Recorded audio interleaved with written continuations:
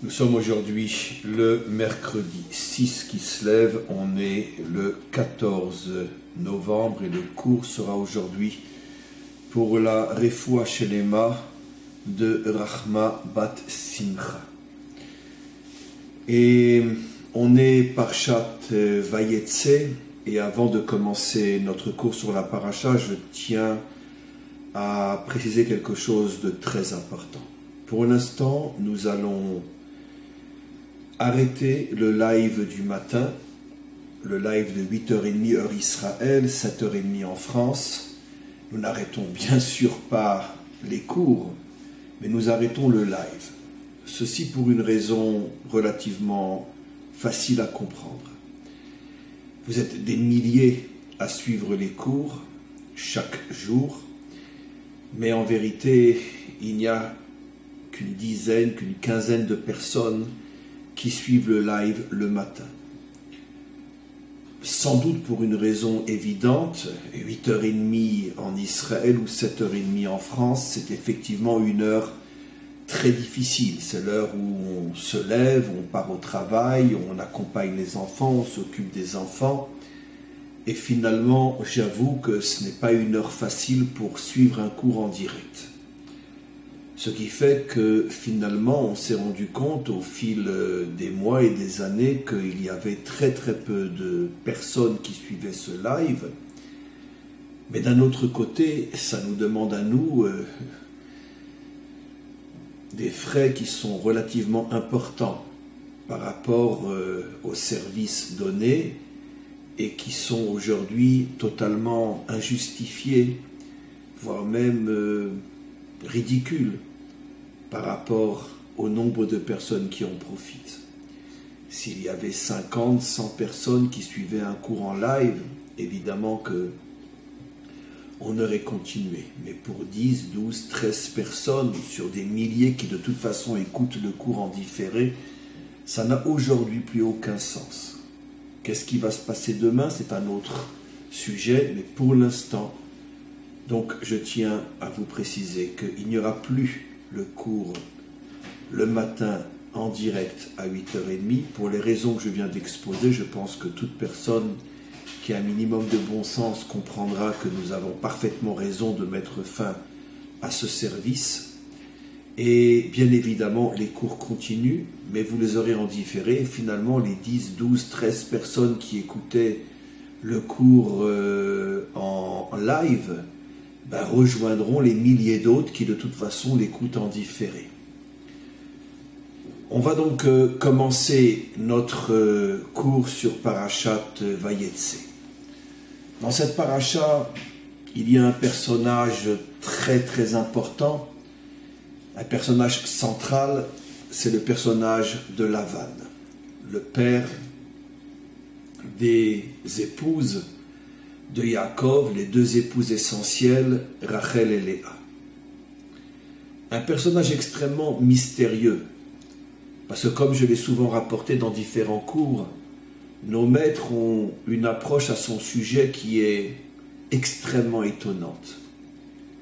Effectivement, depuis des siècles,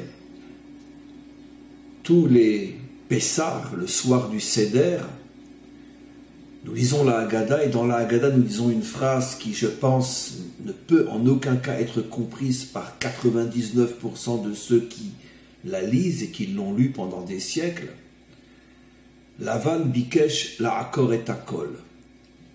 Lavan a voulu tout détruire. Effectivement, lorsque nous lisons la Torah, nous nous apercevons que c'est loin d'être un homme simple, un roublard, un menteur, un hypocrite. Mais en quoi il est, lui, décrit comme celui qui a voulu tout détruire?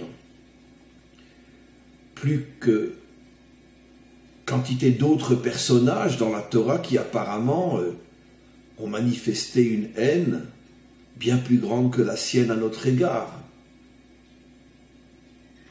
Amalek, Esav, Ishmaël, Pharaon, Bilham, Balak, même à l'intérieur du peuple juif, Korach, par exemple, ou Datan ve Aviram, ou la fameuse partie à l'intérieur du peuple juif que l'on appelle le Erev Rav, ce grand mélange qui est sorti d'Égypte et qui ne s'est pas véritablement, sincèrement converti et qui a été la cause de terribles fautes commises dans le désert, comme la plus grande de toutes, la faute du veau d'or. Alors pourquoi Lavan? Pourquoi est-il taxé d'avoir voulu tout détruire? Rien ne laisse transparaître dans l'histoire elle-même un danger plus grand que celui occasionné par les autres personnages que j'ai cités. Alors pour comprendre cela, il faut approfondir, remonter aux sources des secrets de la Torah et comprendre que nos maîtres ont une vision, une perception des choses qui s'enracinent extrêmement haut dans les profondeurs les plus mystérieuses de la sagesse et perçoivent le mal lorsqu'il est encore imperceptible par la presque totalité de ceux qui n'ont pas accès à ces endroits complètement fermés, complètement cachés de la Torah.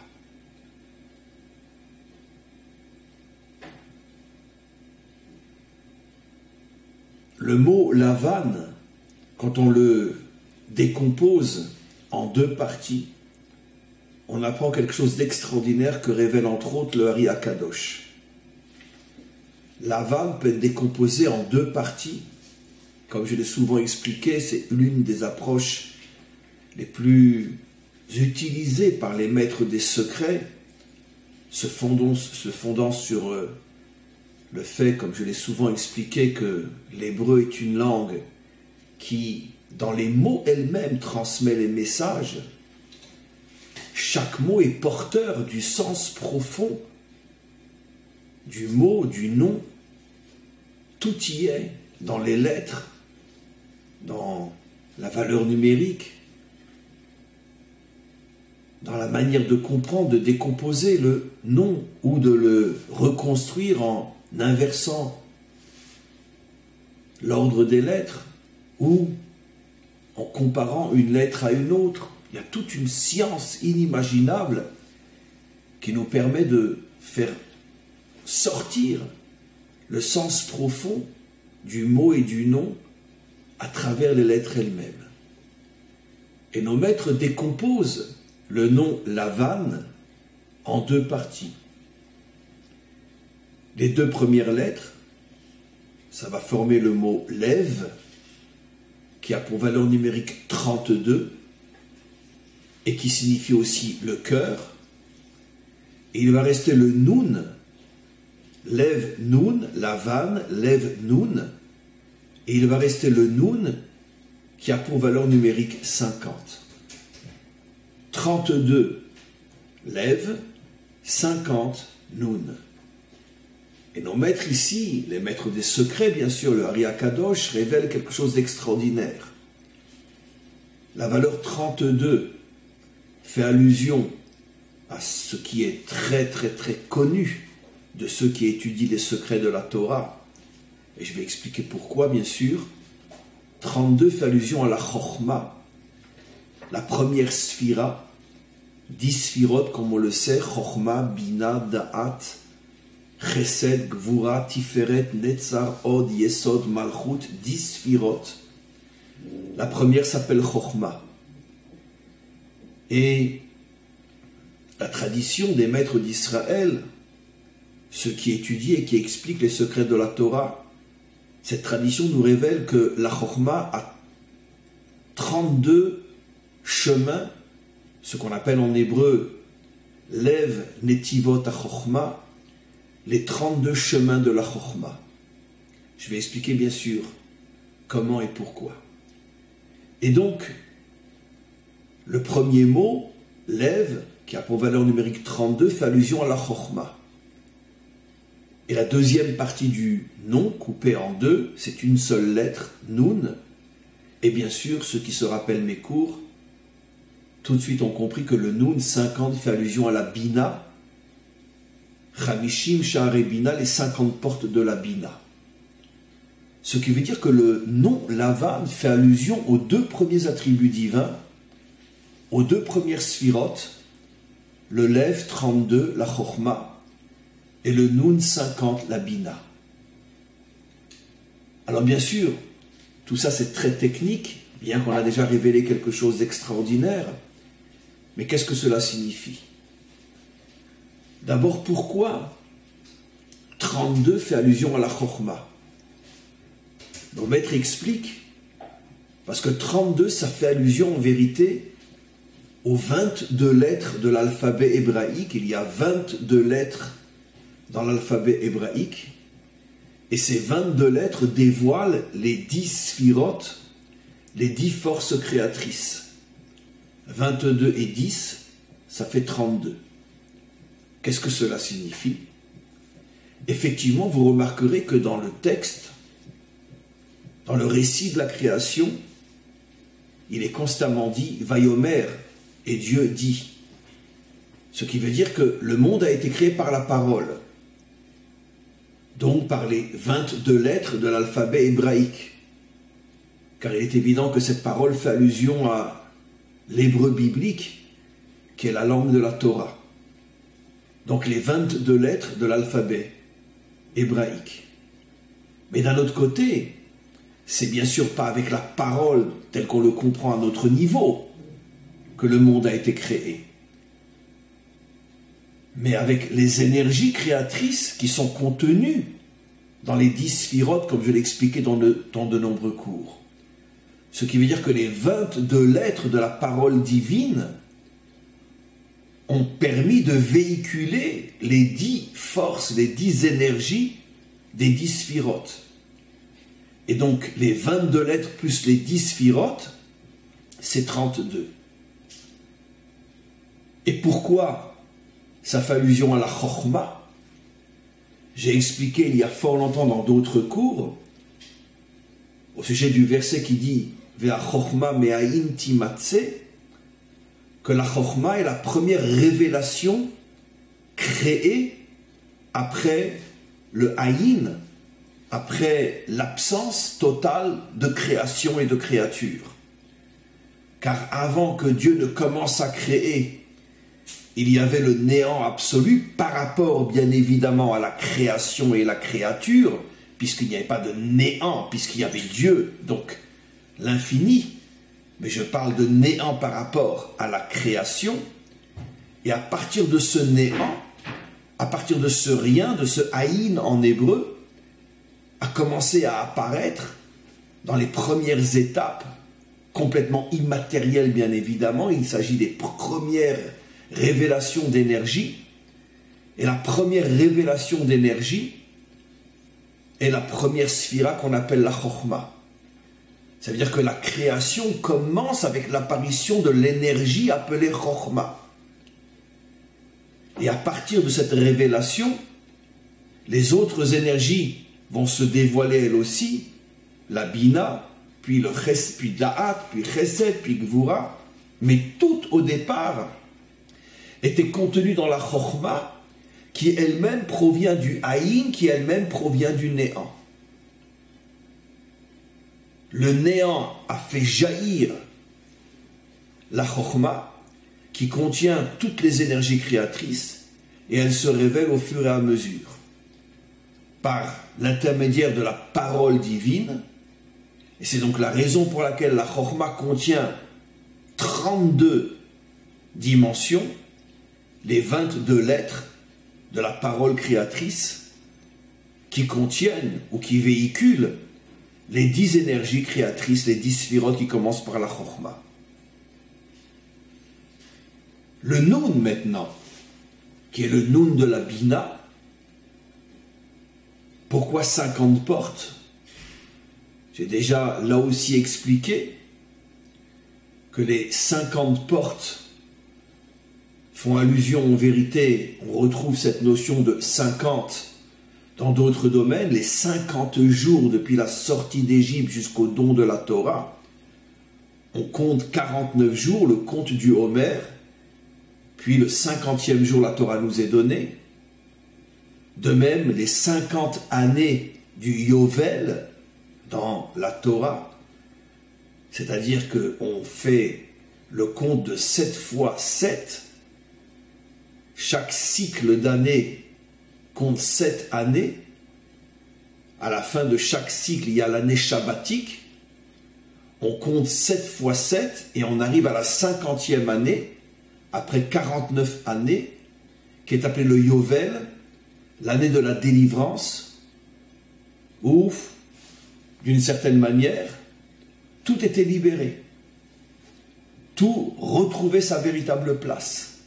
Les terres revenaient à leur véritable propriétaire, c'est-à-dire qu'une famille avait vendu sa terre, sa véritable terre, celle qu'elle avait reçue en tant que membre de la tribu auquel elle appartenait, et cette terre a voyagé, elle a été vendue, elle est passée d'un acheteur à un autre, mais la 50e année, la terre est libérée et elle revient à sa source. De même, tous les serviteurs étaient libérés la 50e année. Si quelqu'un, par exemple, comme c'est raconté dans la Torah, quelqu'un a volé, quelqu'un a endommagé et a une dette énorme qu'il n'arrive pas à couvrir, dans le monde soi-disant occidental, on met la personne en prison et finalement le volé ne récupère pas son argent et le voleur devient encore plus criminel qu'il ne l'était avant de rentrer en prison. La Torah, qui est en avance de milliards d'années sur le monde moderne, avait prévu quelque chose d'extraordinaire, que la personne travaillera chez celui qu'il a endommagé ou chez quelqu'un d'autre, peu importe, et son salaire, à part ce qu'il a besoin de pour vivre, un minimum, mais tout le surplus ira pour rembourser ce qu'il a volé, ce qu'il a abîmé. Comme ça, c'est une manière intelligente de réparer et puis aussi d'être utile plutôt que de pourrir dans une prison, dans ce monde soi-disant civilisé. Mais la 50e année, tout le monde était libéré. Ça veut dire que même s'il était en plein milieu de son remboursement, la 50e année vient et libère tout. Donc, le chiffre 50 fait allusion à la libération.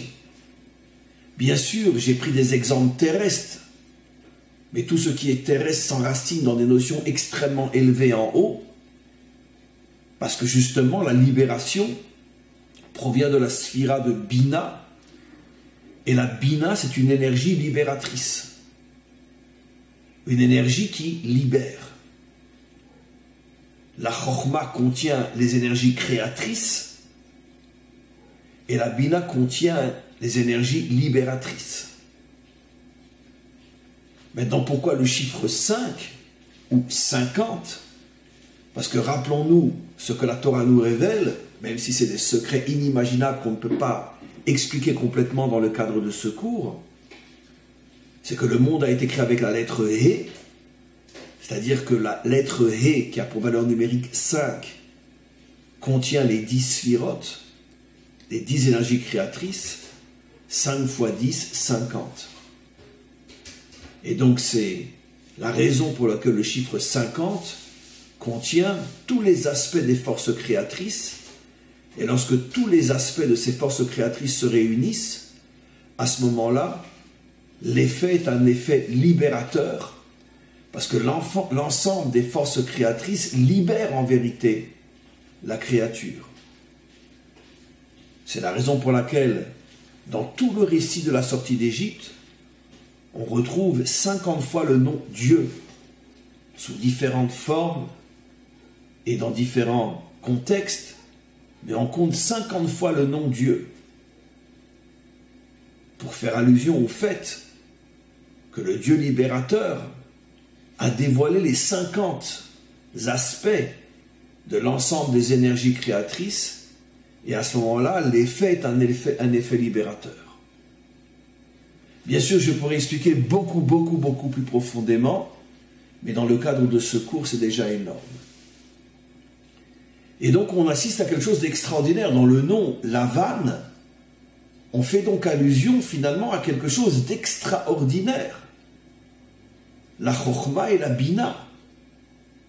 Alors comment se fait-il que ce personnage, dont le nom fait allusion à quelque chose de tellement grand, comment se fait-il que ce personnage est celui au sujet duquel on dit qu'il a failli tout détruire? Pour le comprendre, on va arriver à un autre verset extrêmement profond, d'une puissance, d'une signification extraordinaire. C'est le verset qui est dit au sujet de la création d'Adam et Chava. Après avoir été créé, il est dit, en hébreu d'abord, Al ken ya'azov ish et aviv et imo, vedavak beishto, ve'iu le basar echad. En français, ainsi l'homme abandonnera son père et sa mère pour se coller à son épouse, et ensemble ils ne formeront qu'une seule chair. Au-delà du premier aspect et de la première compréhension de ce verset qui est juste et nécessaire aussi, de comprendre qu'un homme doit s'assumer, il ne peut pas vivre toute sa vie dans les jupons de sa mère. La fameuse thèse en psychologie qui montre que l'homme, toujours malheureusement, aspire à retrouver son état embryonnaire, la prise en charge, et d'une certaine manière toute la société occidentale fonctionne sur le mode de la prise en charge, c'est-à-dire finalement de transformer l'homme en embryon pour qu'il ne dérange pas les puissants qui s'accaparent le monde. La Torah explique à chacun d'entre nous que tu ne peux pas exister sans tes parents qui t'ont mis au monde, mais il y a un moment où tu dois prendre ce qu'ils t'ont donné et t'assumer toi-même. Devenir toi-même un père et une mère en te collant à ton épouse et en ne formant qu'une seule chair, qui est l'enfant qui sortira de vous. Mais il y a une explication beaucoup plus profonde au niveau des racines de ce qui se passe en bas, une explication d'après la Kabbale, d'après la Kabbalah d'Israël. Comme on le sait, le mot père fait allusion à la Chokhma et le mot mère fait allusion à la Bina, comme je l'ai expliqué dans de nombreux cours. En hébreu, la Chokhma est appelée Abba, le père, et la Bina est appelée Ima, la mère.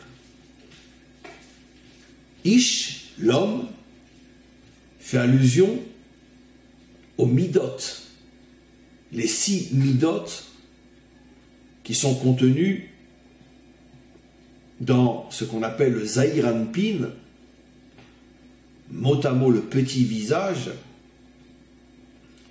et ces 6 sphirotes sont Chesed par rapport à Abraham, Gvura par rapport à Yitzhak, Tiferet par rapport à Yaakov, Netzach par rapport à Moshe, Hod par rapport à Aaron, Yesod par rapport à Yosef. Les 6 qualités fondamentales dont le mot codé pour les désigner dans la Torah des secrets, c'est Ish, l'homme. On peut comprendre pourquoi aussi, parce que n'est véritablement un homme que celui qui a ces 6 qualités fondamentales et qui sait les gérer comme on doit le faire. Et enfin, l'épouse fait allusion à la dernière sphira qui est la Malchut. La Malchut, c'est le monde de l'action, et c'est aussi et surtout ce monde, notre monde, dans lequel il faut agir et s'investir. Ainsi, on comprend ce verset de la manière suivante. Ainsi, l'homme abandonnera son père et sa mère. C'est-à-dire que, effectivement, la Chokhma et la Bina t'ont créé. J'explique. La Chokhma et la Bina font allusion en vérité à la Torah. Comme on le sait, la Torah a 2 parties essentielles. La Torah écrite et la Torah orale. Dans toute la tradition des secrets de la Torah écrite fait allusion à la tribu de la Chokhma. La Torah écrite contient la lumière de la Chokhma et la Torah orale contient la lumière de la Bina. La Torah écrite est appelée Abba, le Père, Chokhma, et la Torah orale est appelée Bina, la Mère. Et qu'est-ce qui crée un homme? Qu'est-ce qui fait de moi un homme? Qu'est-ce qui me permet d'acquérir, d'avoir les 6 qualités fondamentales?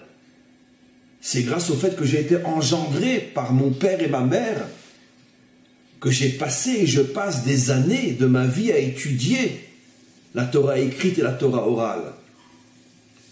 Je ne peux en aucun cas être un homme véritable, si je n'enracine pas ma vie dans la Torah. C'est la Torah qui me donne la vie, c'est la Torah qui me fait naître. Sans elle, je n'existe pas. Un homme qui n'est pas connecté à la Torah d'Israël n'existe pas. La Torah d'Israël est le père et la mère de chaque homme qui veut véritablement devenir un homme. Sans cette Torah, écrite et orale, le père et la mère, il est absolument impossible d'exister. Mais d'un autre côté, exactement de la même manière que sur terre, après que ton père et ta mère t'aient créé, t'aient éduqué, t'ont aidé à grandir, t'ont rempli de force, tu dois prendre tout ce qu'ils t'ont donné pour t'investir toi aussi et construire ta propre vie. Exactement de la même manière, tu n'étudies pas la Torah pour rester à l'intérieur de l'étude. Tu n'étudies pas la Torah pour t'enfermer à l'intérieur d'une vie qui est uniquement spirituelle. L'étude, la prière. Non, tu étudies pour naître. Tu étudies pour être. Pour devenir un homme qui va s'investir dans ce monde, qui va rentrer dans ce monde, pour le changer, pour l'améliorer. Tu ne peux pas rester dans le ventre de ta mère. C'est-à-dire tu ne peux pas rester toute ta vie dans la maison d'études et la maison de prière. Tu dois sortir. Et c'est ça le secret du verset. L'homme se collera à sa femme. C'est la malchoute, l'action dans ce monde.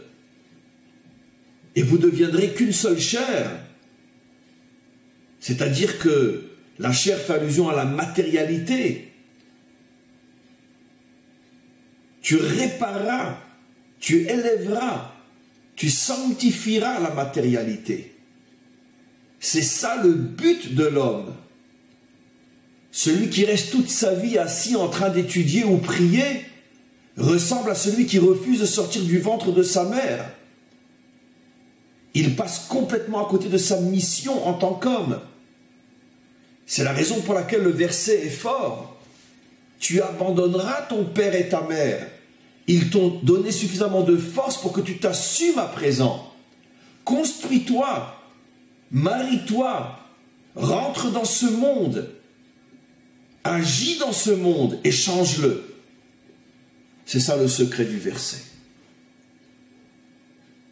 Maintenant, on comprend le secret de Lavan. Lavan est l'idéologie qui trompe l'homme, qui ment à l'homme et qui lui fait croire que la vie spirituelle déconnecté de l'action dans ce monde matériel, que la vie spirituelle, c'est ça le top, c'est ça le plus haut degré qu'un homme puisse atteindre. L'idéologie de Lavan est de transformer le mensonge en vérité et de faire croire à l'homme que celui qui descend dans ce monde, celui qui s'occupe de ce monde, c'est en vérité parce qu'il n'a pas eu le mérite de rester au niveau d'une vie exclusivement spirituelle.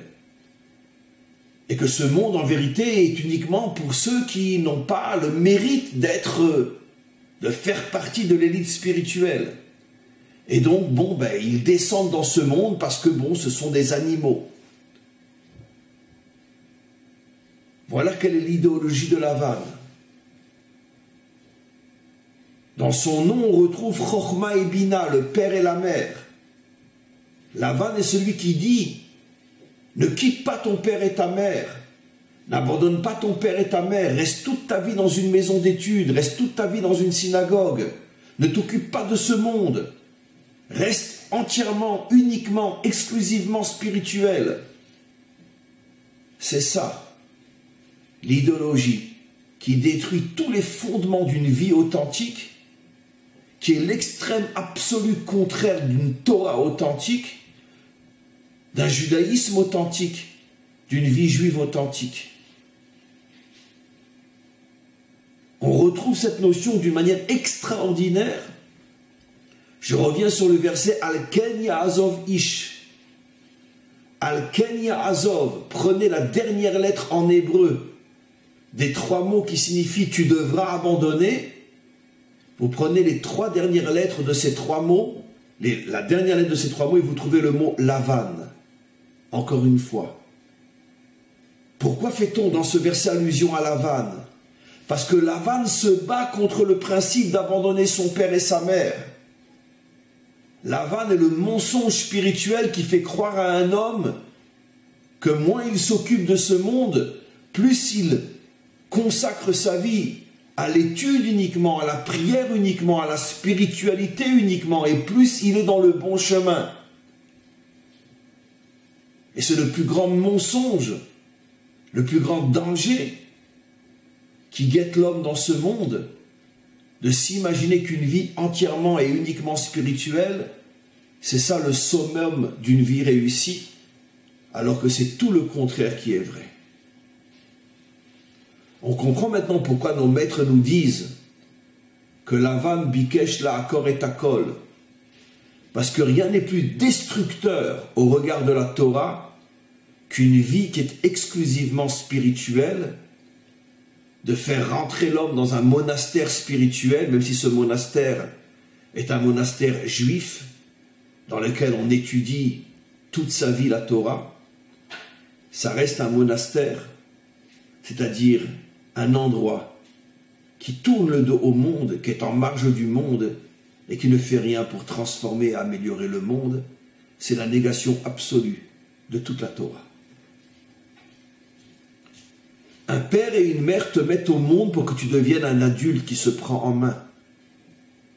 Un vrai père, une vraie mère ressentent une tristesse profonde lorsqu'ils voient l'enfant grandir et à 20 ans, 25 ans, 30 ans, il est encore dans les jupons de ses parents et il refuse de rentrer dans ce monde.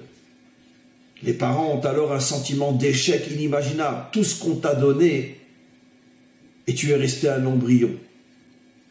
Il en est exactement de même dans la Torah. Lorsqu'un homme n'a aucune activité tournée vers le monde